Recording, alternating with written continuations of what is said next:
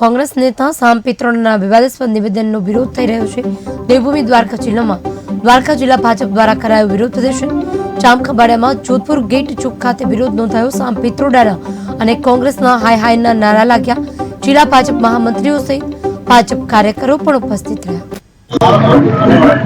કોંગ્રેસના વરિષ્ઠ નેતા સામ પિત્રોડા દ્વારા એક નિવેદનમાં સમગ્ર ભારતીય વિશે અપશબ્દો બોલી અને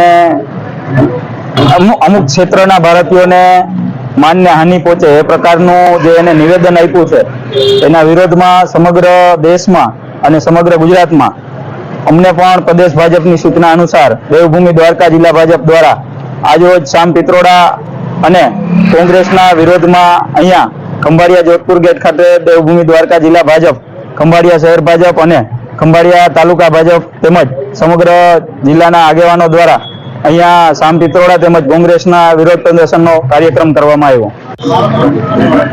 કોંગ્રેસના વરિષ્ઠ નેતા સામ પિત્રોડા દ્વારા